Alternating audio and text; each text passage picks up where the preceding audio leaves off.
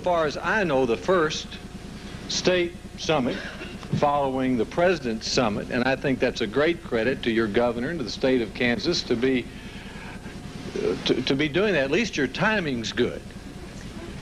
And I would suggest three things. Number one,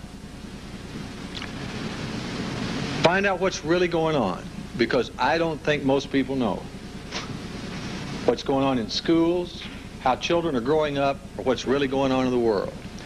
Number two, I want to suggest that you create in Kansas a brand new American school. Brand new American school. And number three, I want to suggest that when you do that, you help that new school develop some new goals and new report cards for itself.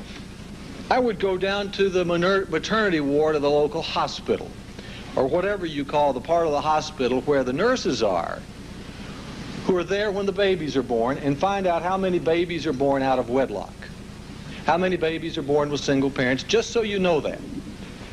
I would think the brand new American school would be year-round, open from 6 to 6. Second characteristic might be that these schools will serve children from age 3 months old to age 18.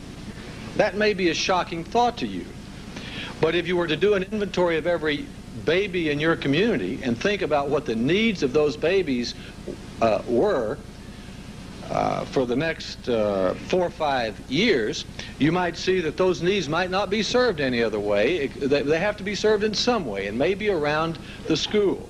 Or if you studied a little more, you might go back and think the school might even need to serve the pregnant mother of the baby in terms of prenatal health care. Teams of teachers. Albert Shanker suggested that maybe there ought to be a team of teachers attached to a child from the day that child arrives in the school to stay with that child all the way to the 8th grade. All this would mean there would have to be a very professional corps of teachers. They'd have to be very, very good, because they would be dealing with lots of volunteers. We have a big national service feeling in America today. Why aren't those people working in schools? Well, one reason is it's hard to handle volunteers. So this team of highly trained principals and teachers would have to have career ladders. They would need to be master teachers. They would need to be paid $50,000, $60,000, $70,000 a year to create a brand new American school in every state capital. The great advantage of that would be there wouldn't be all these arguments about whether to do this program or that program or which one to do first. You wouldn't do any of it.